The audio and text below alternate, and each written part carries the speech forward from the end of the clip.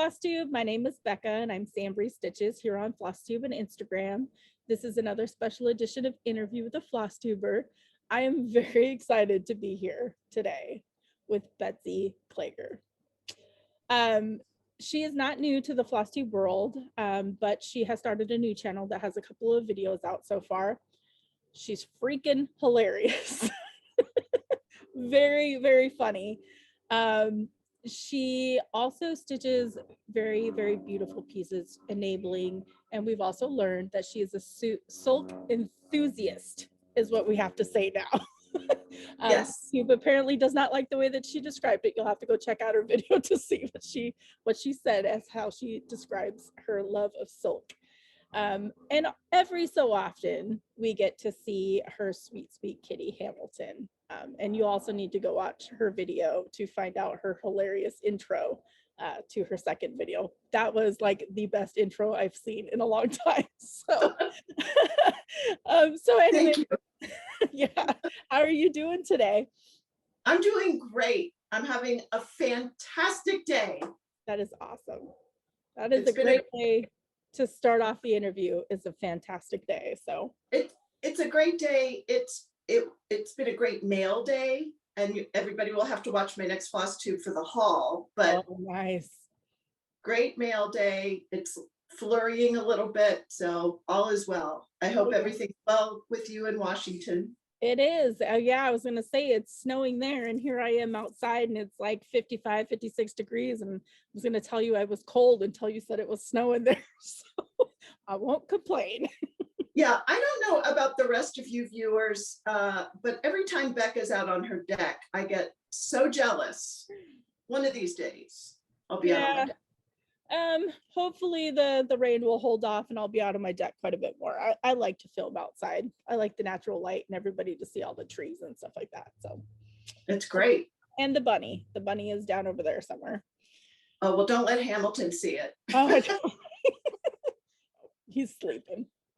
All right, well, let's jump into the questions. And this one, the first one is, why did you start a Flosstube and were there any particular motivations? So you coming back, I guess, or originally?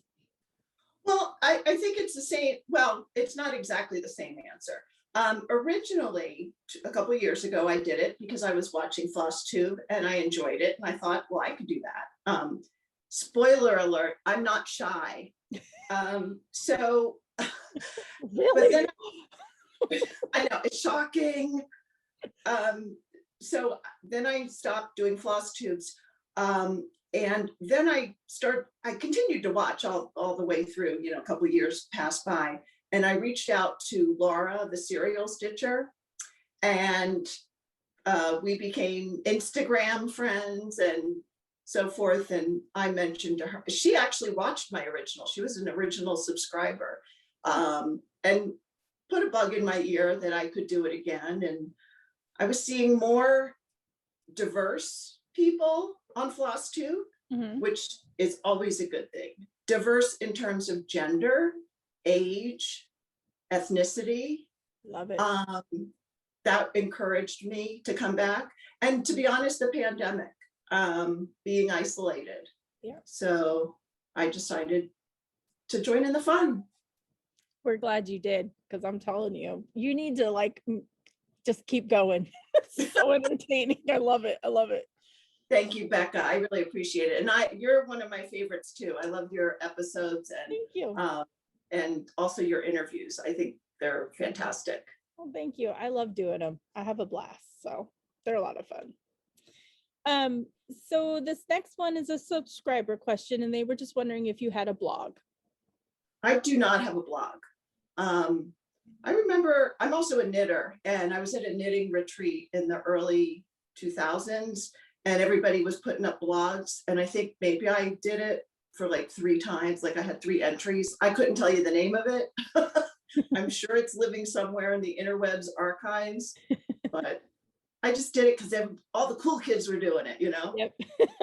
But I do not have a blog. Okay, yeah. There just doesn't seem to be very many blogs out there anymore, but there's other ways to keep track of stuff. So yeah. So this is kind of a fun one. How did you learn to stitch and how long have you been stitching? This is a really good question. I grew up in New Jersey, and there was a store named Kresge's, Kresge, which is like a little 5 and dime. You're probably too young to remember 5 and dime stores. And every once in a while, my mother would schlep us kids. I'm the youngest of 3 girls. Would schlep us to the Kresge's, and she would get whatever she needed. And the sister who's the middle, because I'm the youngest, the middle sister who's a year older than I am, we would go to the craft department. Oh, fun. And we got these pillowcases that had stamped design. Yep. They were stamped designs. They were X's stamped to make a bigger design. Okay. So we got that and the DMC floss or whatever floss it was. And I took the whole 6 strands and put them in and out of that pillow. All those 6 strands. So the question is how long? That was, let's see, I was probably 6. So that was 53 years ago. But I have not continually been stitching since then. Yeah.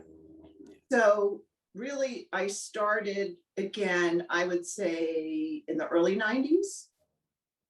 So 20, almost 30 years, I guess. That's still quite a long time. I think I've been about 22, 23 years off and on. So yeah. Wow. And you've noticed since we've been stitching for so long, you kind of notice how much has changed from, like the 90s to now as far as choices and patterns and, styles and all that kind of stuff. So it's been pretty fun. In fact, I do have some of my old stitching from the 90s. Cool. Awesome. Yeah, let's see. This actually, I could kick myself because it's a prairie schooler, but I didn't know at the time what prairie schooler meant. Oh, geez. I know. So I don't have the pamphlet anymore, but I stitched this in 94. Oh, I love that. I think I see that pop up every so often. Yeah, I bet it's still popular because, it's a calendar, January, February, March, April, May, June, July, August, September, October, November, December. Definitely. In case you didn't know your months, now you do. So it's Ada. Couldn't tell you I'm sure it's 14 count. Yeah. So this, and I did put the date on it, otherwise I wouldn't even know. So I think this is timeless, and I have this hanging. Definitely. I have this hanging up in my stitching room.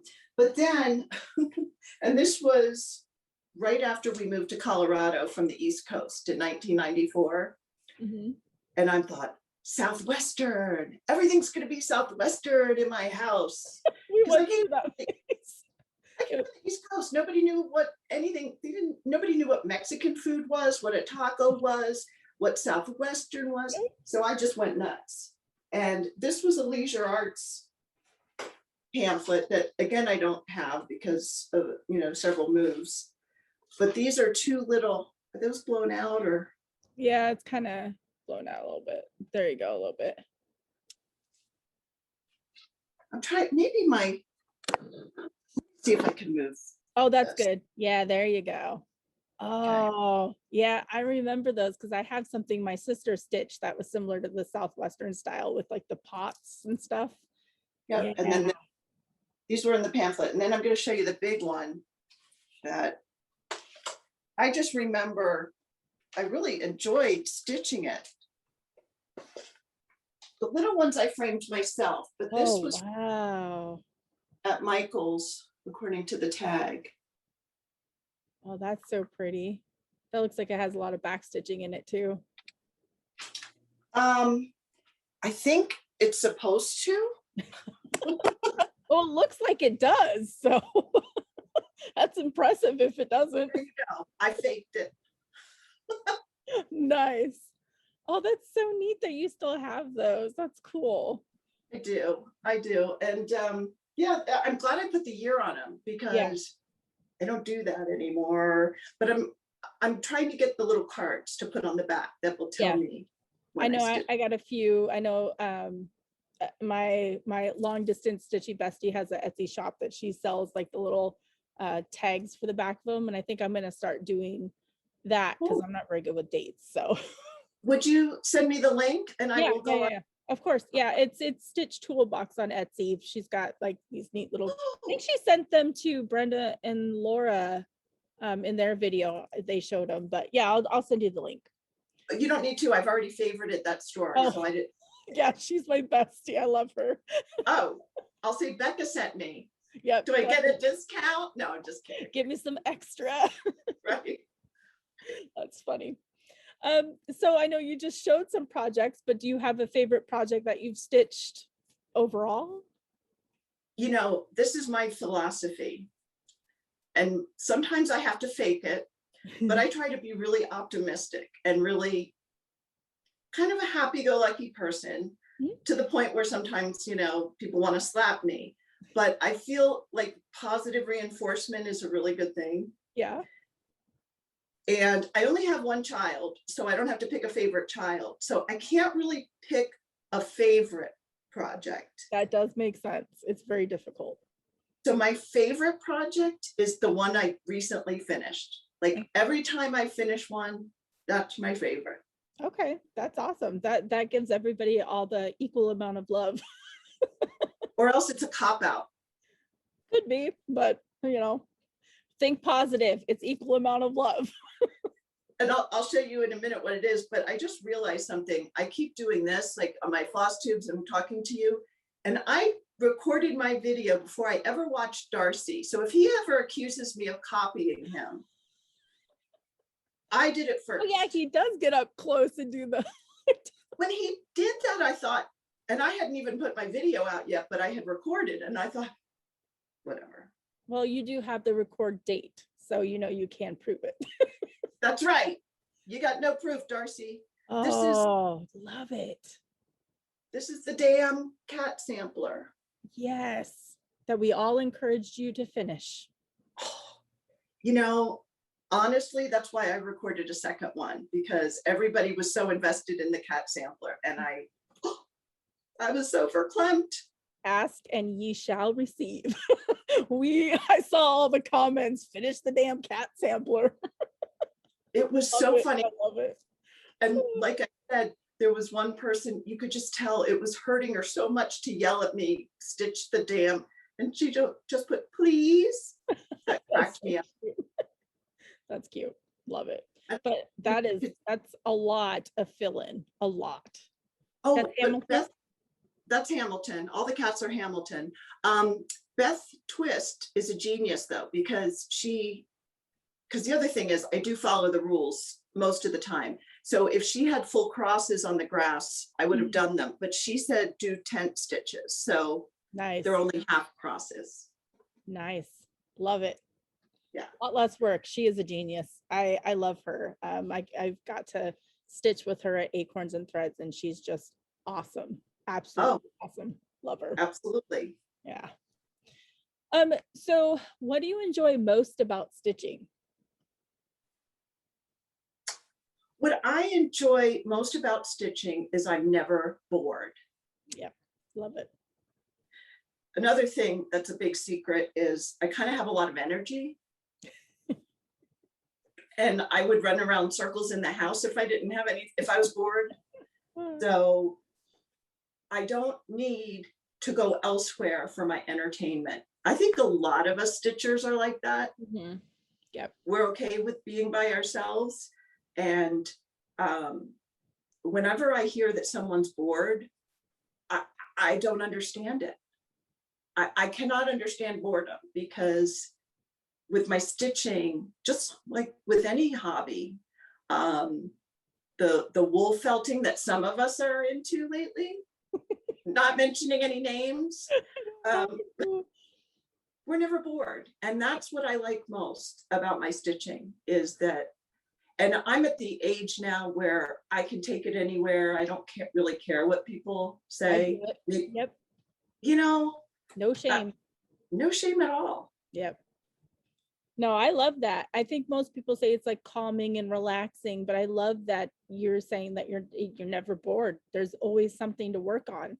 And then that's true for all crafters, you know, not just stitchers. There's always something. So it's funny when like my kids were younger and they would always say they were bored or something. And I'm like, go paint or go work with your Play-Doh or something, you know, crafty that keeps you busy. Never bored. Yeah. Yeah, definitely. Love it.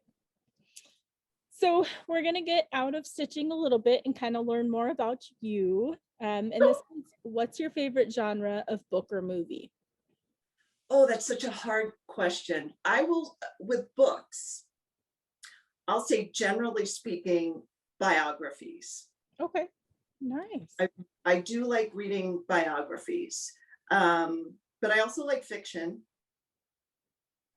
And there's so many that I like, so many genres I like. I'm not, with the exception of Harry Potter, and I'm probably going to upset a lot of people, I don't read a lot of fantasy stuff. Okay. I like history, documentary type things. Now that's with books. With movies, comedies, a really good comedy, which is really hard to do. Yeah, I agree. Those are my favorite. Yeah, I love that. I think everybody has their own, you know, their own tastes and stuff. So, you know, I don't think anybody will get upset about the whole fantasy thing. You do like Harry Potter though? Is that what you're saying? I love, yeah, okay. I was like, yeah. Oh, we're gonna end this interview. No, I'm not a diehard Harry Potter. I enjoy it, but I'm not a diehard Harry Potter person. So I think it was all timing. When Harry Potter came out, my son was in first grade, so he grew up with Harry Potter. Oh, that's so cool. Okay. Oh, he was Harry Potter for 2 Halloweens. So here's a fun fact. When I was pregnant, and this was well before Harry Potter, I was pregnant in 1990 to have Max. And if he was a girl, one of the names I really liked, my husband would veto it, but I really wanted to name, if it was a girl, Hermione. I love that name. I love it. Yeah. I would have been so ahead of my time naming a baby Hermione. Yeah. But that would have been cool. He turned out to be a Max, so what are you going to do? So what fictional place would you most like to go to? See, this is hard too, because I don't, one of my favorite movie is The Wizard of Oz. So it would either be the Emerald City or Hogwarts, because they're really the only 2 fantasy places I know about. I think both would be a lot of fun. And I say in a lot of the interviews, I think a big, huge group of us, you know, that enjoy Harry Potter need to all meet at Disney and just hang out and stitch and have a little retreat and go to Harry Potter World, because there are so many that I've talked to in the interviews that love Harry Potter. Yep. Sign me up. I would totally do. I think somebody needs to, I'm not doing it, but I think somebody needs to take my idea and run with it. Not me though. But who can we name? I know, right? We need to find somebody that will put that all together, because I think that would be fun. I have it. The Sunshine Stitchers. They live in Florida. Oh yeah. Yeah. Okay. EJ, Sheila. It's out there now. It's on them.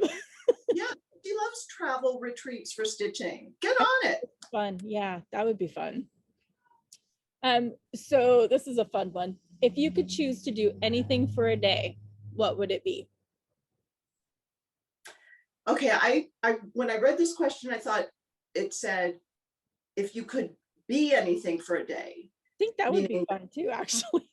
Right. So my answer is, if I weren't my current profession, I would love to be a makeup artist.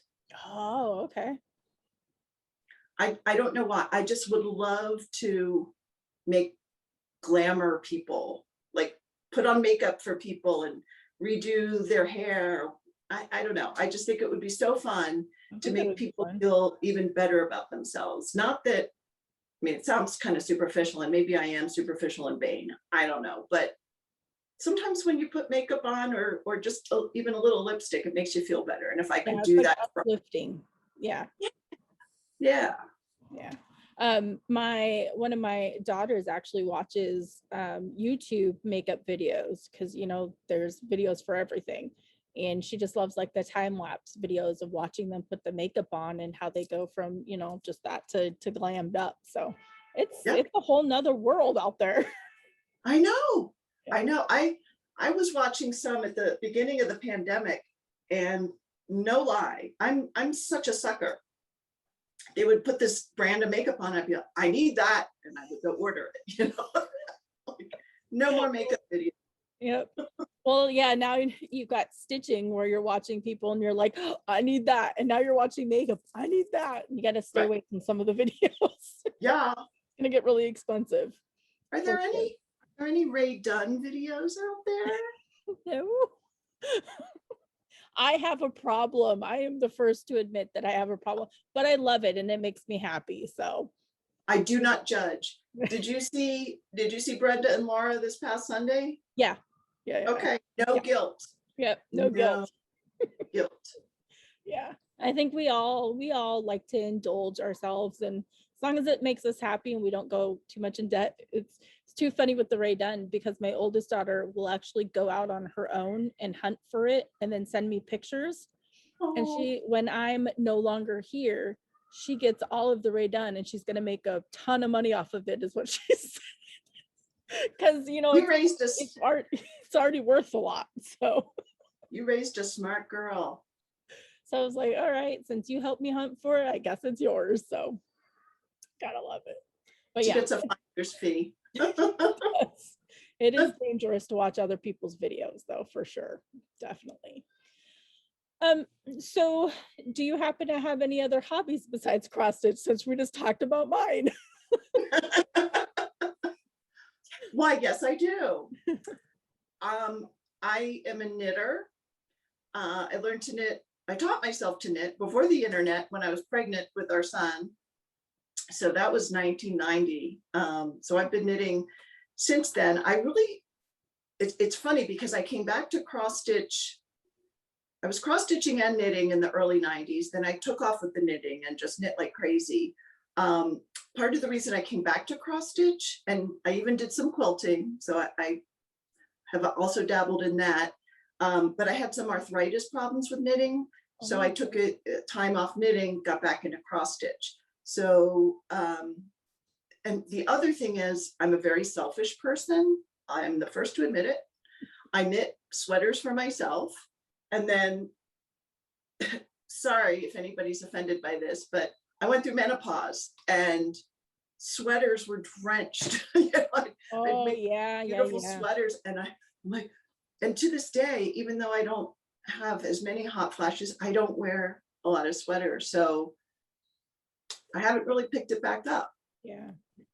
But I still have a ton of yarn, and I'm sure I'll get back to it and do different things with it, but right now I've just been cross stitching.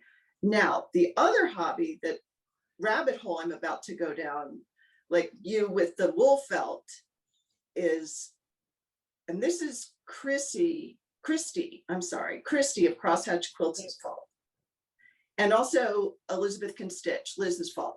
I got Lori Holt's book, Farm Girl Vintage 2, to make a barn cat quilting square. Okay. And of course it's going to be Hamilton, and I was going to do a project bag, and I thought, well, that's not enough, so I'm going to make a Hamilton quilt. Yes, that's so cool. So that's going to be great. Yeah. So we'll see how that goes. I have a nice sewing machine, and I've quilted before, so I'm really looking forward to it. Oh, that'll be fun. Yeah, you'll have to start incorporating all that, into your videos and start showing progress and everything. That's going to be cool. Yep. I tell you, watching other people's videos is enabling. I'll tell you, and I don't know about you, but I love seeing, like, when you show your wool felting, and when people show their quilts and their knitting, people are knitting socks. I love it, because I think we're all wired in a very special way, that we just have to keep making things, whether it's cross stitching or knitting or sewing. And then there are other people who don't ever make anything, and I'm not criticizing them, but there's just something that is wired in our brains that Yeah, there's like a creativity like wire in there for sure.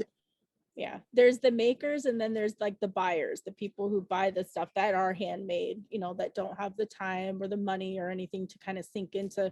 Because it's funny, because I'm sure you've probably had this, but you know, people will see me stitching and then they'll be like, can you make me something? Because I'll bring them into work and I'll, you know, stitch in the break room or something. And they're like, oh, can you, you know, make me something? And they'll find something that's ginormous and they don't realize that it's takes X amount of time and then X amount of supplies. And, you know, they're thinking maybe, I don't know, a certain amount of money that they're gonna pay. And I was like, that's nowhere close to what it would be worth. there ain't enough money in the world. Yep. Yep. So, you know, there are people that just can't do that for supplies. And the other thing I get is, you know, I'll be knitting a sweater in public or something, and someone will say, oh, you should sell those. And then I say, oh, really? And make a penny an hour. That's a great idea. Yeah. I think it's something that because we're creative, we just like to make it and wear it or display it ourselves, or, you know, that's what I like to do is all my decor, I make it and I, you know, decorate with it. So yeah, I tried selling and making like little gift baskets. They were really cool. You know, I'd find stuff at Goodwill, candles and mugs and stuff like that. And then like a small stitch piece or two and, you know, tried to sell baskets like that, but it just didn't fly. So we just got to make it for ourselves.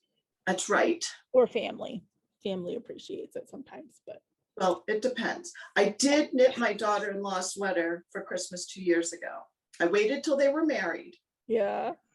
And she wears it whenever it's cold. She wears it when she knows she's going to see me. Okay, I was waiting for that. Well, at least she wears it though. So you got to think positive when she sees you. She is so knit-worthy. So knit-worthy.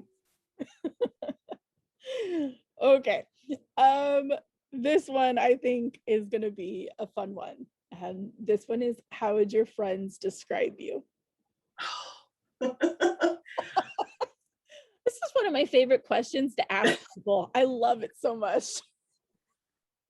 I think my friends would describe me as there's a positive and a negative. I think they would say that I'm fun. My friends would say I'm fun, but they would also say I'm annoying. Oh, okay. So like you're fun to an extent and then you hit like the annoying spot. Okay. There's like a meter. Yep. And I totally, you know, I want people to be honest with me. And so when, especially my close friends that I grew up with that were still really tight. And one of my best friends unfortunately passed away in 2015, but she was my honest barometer. She would say, okay, Betsy, you're getting to be too much. And then I would back off. Okay. Because I would take a stupid joke and take it so far and repeat it so much. Everybody would say, okay, that's enough. But it's still funny. I cracked myself up.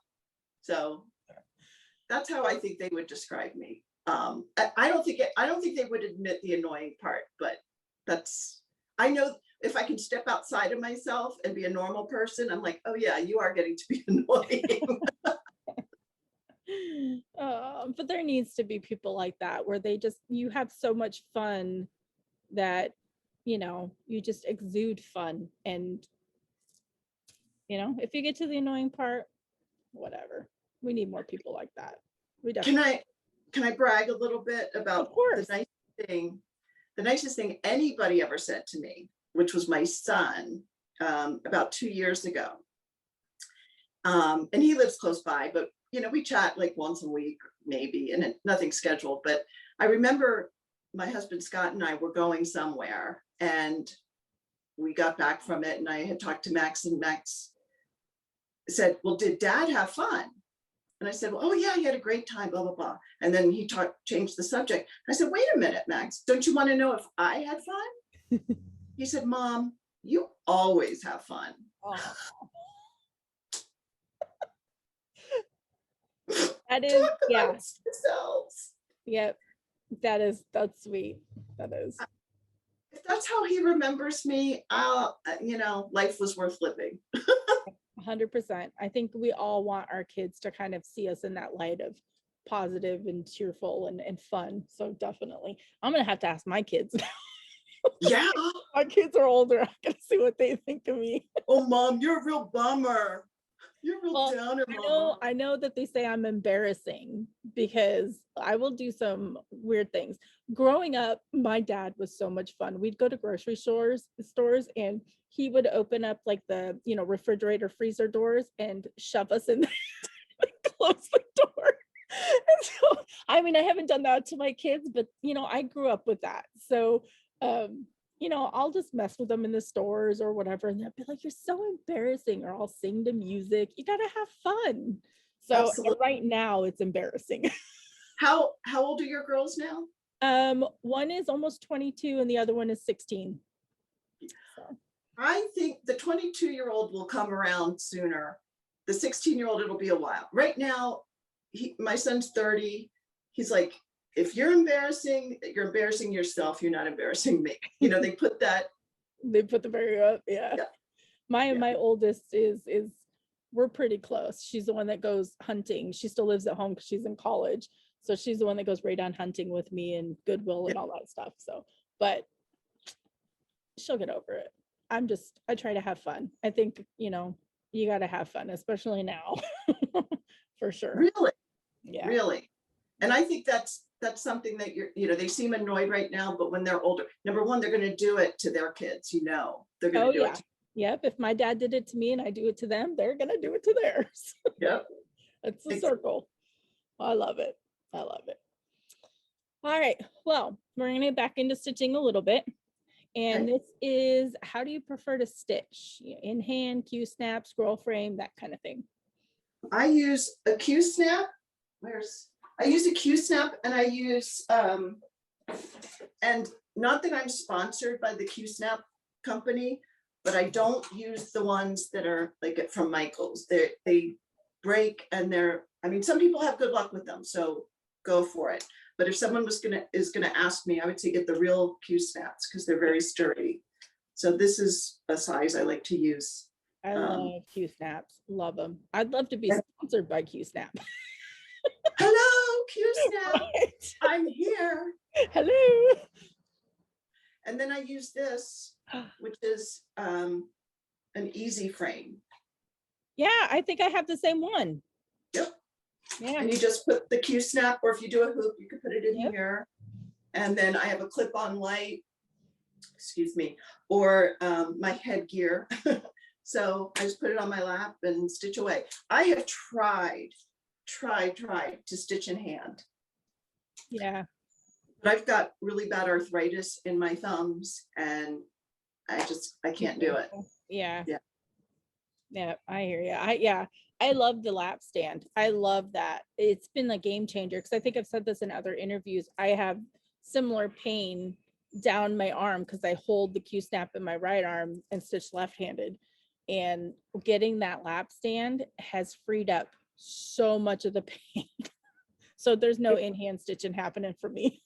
Oh, no. It really does make a difference. And I'm even to the point where I can do a left-hand stab and then pull it out through the bottom with my right. So yep, I do the same thing. Two-handed makes it so much quicker.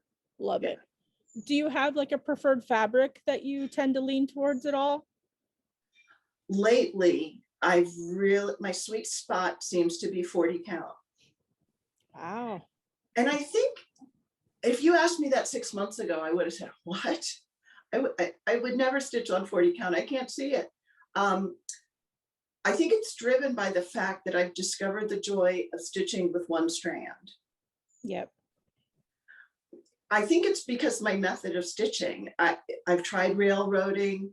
It's just so hard to get the stitches to look really nice on my stitching when I do two strands. It's too much work.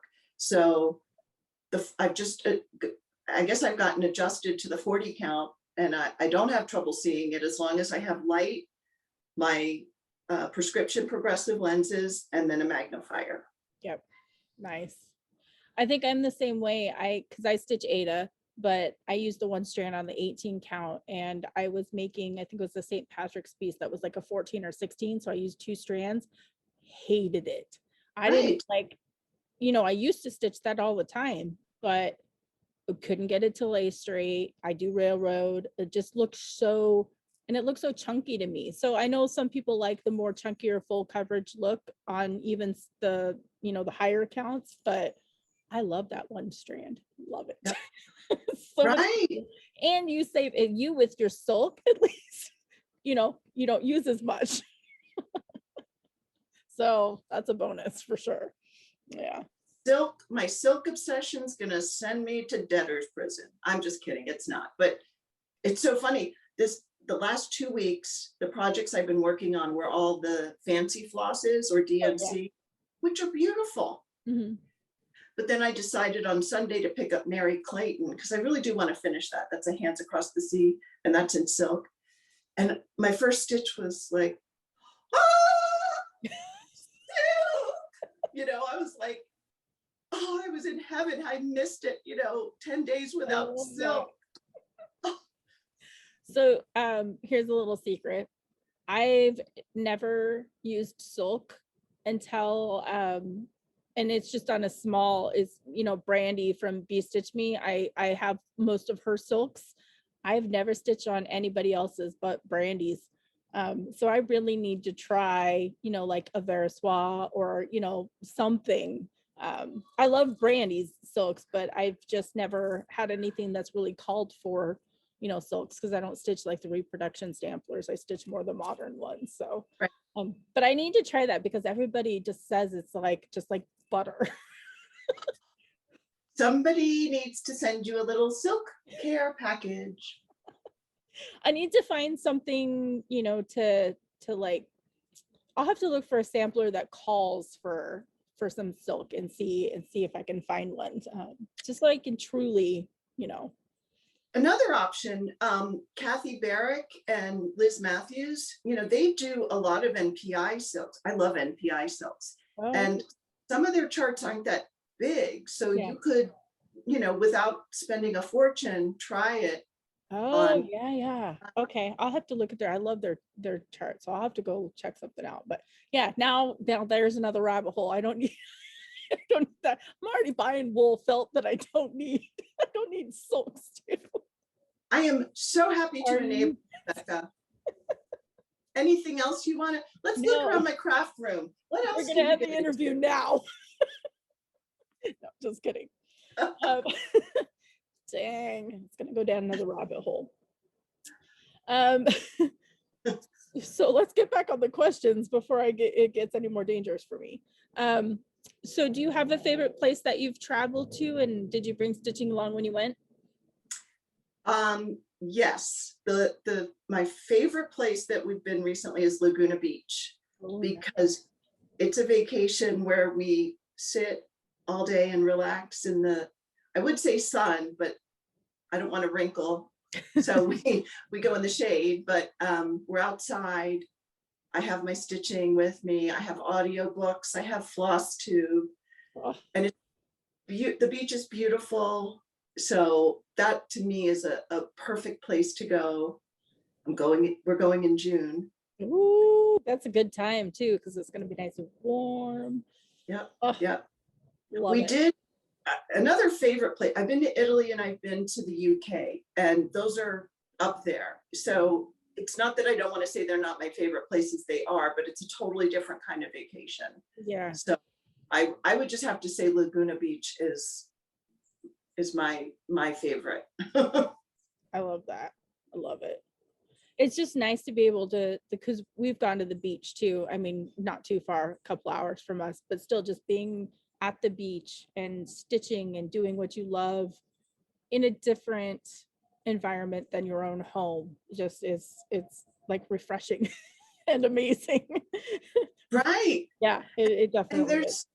There's no guilt. I mean, I don't do guilt anyway, but if my husband was to say like, gee, are you going to get off the sofa today? On a Saturday, you feel kind of guilty. But on vacation, sitting in a chaise lounge, Scott, we paid all this money for this vacation. Don't you want me to enjoy every last Every second. Right. Yes. I don't think I No, would I'm not. feel guilty on a Saturday sitting on the couch and stitching. Although right. I work on the weekend, so mine's during the week, but I don't feel guilty. No. I think I've told my secret in another interview. I can't remember, but so my husband gets home, right about 4:00. So half hour, 45 minutes before he gets home, that's when I run around and I'll vacuum and I'll like throw the garbage out. And I mean, every so often I'll do a deep clean, but I mean, like the quick little cleanup thing. So it makes it look like I did something. He'll never watch this video, so he won't know. I was just gonna say, is he gonna watch this? Nope. Okay. True confessions. If my husband watches this, my husband's basically retired and I work full time. So he does all the house stuff. So on a Saturday, if he goes to the grocery store, it's the same thing. I'm on the sofa in my pajamas with my coffee. He leaves. An hour and a half goes by. I hear the garage door. I throw everything down. I'm up in the shower. Like, oh yeah, I've been doing lots of stuff. What are you talking about? I'm glad I'm not the only person that does that. Oh no. Of course, my butt print is in the sofa. But Well, he's if not. he ever goes to investigate, you might be in trouble. But next time, here's a tip: blanket or pillow. Just cover up the butt print. You're good. Let me write that down. Blanket or pillow. I always have a blanket on me, so I'll just like leave the blanket where I was sitting, and you're good. They'll never think to look. Thanks for the tip. Yeah. So what can you not do without for your stitching? Like your favorite go-to must-have besides the basics? Oh, besides the basics, because I was going to say, when I saw the questions, I was like, well, my Q-snap, what can I? Well, I would. Q-snap's not really a basic though. I mean, for you, it might be a must-have. It is for me. I would say my Q-snaps. Yeah. Yeah. I've tried frames. I've tried stitching in hand. I've even tried the scroll frames. Yep. Those are dangerous. All those sharp pins, they're too confusing for me. So I would say if I was on a desert island, I would need my Q-snap. Yeah, that's me too. I think that's definitely a must-have basic, or yeah, like a must-have piece. The basics were, and I think I'll change the question up because the basics were more like, your fabric, your needle, and your floss are your basics that you have to have in the pattern. But definitely Q-snap, I could see that. Yeah. So this is kind of a fun one. I'm curious how people figure this part out. Is how do you decide on what you're going to work on next? That's assuming there's a decision. Okay. Yeah, I think that's what a lot of people have basically said. For example, I was watching a Flosstube and somebody, it was just in my mind what they were working on. And I don't, it might've been Nevermore. Someone was working on their Nevermore or showed their Nevermore. I have that. I'm going to go work on that. So I'll work on that I'll either set a goal to get something finished on it, motifs to finish or whatnot. I'm a process and a product stitcher. So for example, Mary Clayton, I'm so enjoying stitching that because of the silk and the fabric and the pattern is wonderful. Mm-hmm. But now I want to finish it too. So I decided this past weekend, I'm going to work on that because I'm close to a finish. And I think if I work on it every Sunday, I'll get it finished. Mm-hmm. And I get that idea from other floss tubers who will say, this is my Sunday stitch. And this is, I think Brenda of Handwork Maniac has plans like that. So I'm very much influenced by what other people are doing. And I kind of adapt that to myself. But I didn't do the March Madness because I'm not that organized. I don't know what I'm going to feel like stitching. My Happy Mail today, there's something in there, a full kitted project. I really want to start it, but I'm not because I want to show it on my next Flosstube, which I'll record. I think I'm going to record it tomorrow or Thursday.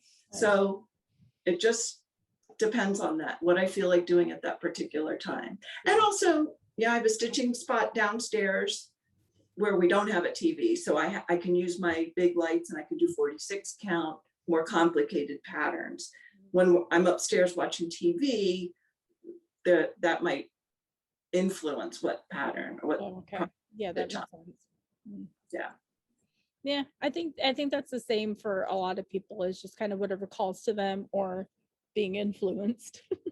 I think Laura from Brenda and Laura, she does that all the time. Like she'll see something and be like, I'm gonna work on that. So yeah. I know. And I think we all have a little bit of Laura in us. And you know, it's a fear of missing out, like, oh, they're working on it. Look at Yep. Or it might be a project that, you know, oh, I work on this, you know, it's okay, but it's not really calling to me. And then you see somebody's finished object or Yep. almost finished object, and it reignites your love for it. Yep, 100%. So, I think it helps to see others have it stitched up, because you're still in the process and you maybe have a small amount of it done. It's different. Like when you go to the shops and you see those models up on the wall, they entice you to buy that pattern, because looking at the picture on there, you're like, maybe, but seeing it, it's way different. Yep. Definitely. All right. Well, we are down to the last question, and I love this question so much. This is, what's the best thing that has happened to you? I'm going to say within the past couple of years. It's way easier than how I was doing it before. Thank you. Thank you for that, because that would have been hard. I would have been hard pressed to think the best thing that's happened. Can we go back to 2017? You certainly can. Whatever is the best thing that has happened. And it really didn't happen to me, but it was the happiest day of my life, the day that my son got married. Oh, love that. Love that. He's an only child, but I think it would be the same whether he had siblings or not. But to know that he found someone that he loves, that loves him, that will take care of him, he will take care of her for the rest of their lives. It's like, I'm sure that it's like it's a huge relief. I'm sure it was hard at the time, you know, to kind of see him getting married and you know, kind of moving on, I guess, a little bit, but it has to feel really good that he's got somebody to, you know, spend his life with. Yeah. You know, it's funny because I've talked to friends who feel that way, you know, oh, they're finally grown up. And maybe my husband says I'm not maternal. Hamilton would disagree. She would say I'm smothering. Okay, I do smother her. But my approach to parenthood, ever since Max was born, obviously love him unconditionally and do whatever. But from the day he was born, I was like, this is your path. We're going to go like this. And I appreciated every age he was. I appreciated every stage he was. Even the sleepless nights, worrying, and all of that goes along with parenthood. I knew that this journey, if successful, would mean we were going our separate ways. So that's just how philosophically I view parenthood. Huh. I think it's shaped a little bit, if I want to play psychologist here. My mother lived for her kids and had nothing else. And I saw that she's no longer with us, and she just was not a happy person. Okay. Because everything was the kids and nothing else to hold on to. And I was determined that wasn't going to be me, and that I didn't want to do that to my kid. Mm-hmm. So that's actually a really, really good way to look at it. I wish that I kind of have done that, because I'm already having a mental breakdown with my daughter's talk of moving out and everything. I'm like, but no, we're so close. Yeah. So that how you prepared through basically his entire life for that day. Man, yeah. I wish I would have done that, because I'm gonna be in, you know, a mess. No, you won't be a mess, because as long as she's happy, you're gonna be okay. You're gonna mourn and you're gonna grieve, but let me tell you, because I see this with my husband and Max, they are best friends. Okay. It will change your relationship, but you will be best friends. I guarantee it. It'll be a different relationship, but it'll be just as, if not more rewarding, because you know that you raised her. Okay. That makes me feel better. Best days Thank are you for coming. Best days are coming, Becca. Oh, I hope so. I hope so. Oh my gosh. Well, thank you so much for doing this interview and for taking time out of your day. A lot of laughs, a lot of advice, a lot of enabling. I have to enable. I've been enabled so much. And let me tell you, before we came on here, I'm just telling this to the viewers. When Becca sent me a message that she wanted to schedule an interview, I squealed at the table. And my husband said, "What's wrong with you?" I said, "I'm going to be interviewed by Becca." It made my day. So thank you, my friend, because you made my day. Well, you just made my day. Thank you. I have so much fun doing these interviews, and it's just so neat that people are excited to do them. And everybody's going to love this. They're going to love this so much. It was a lot of fun. So thank you for that. Well, thank you. I had just fun, if not more. We'll say bye to everybody on Flosstube. Bye, Flosstube.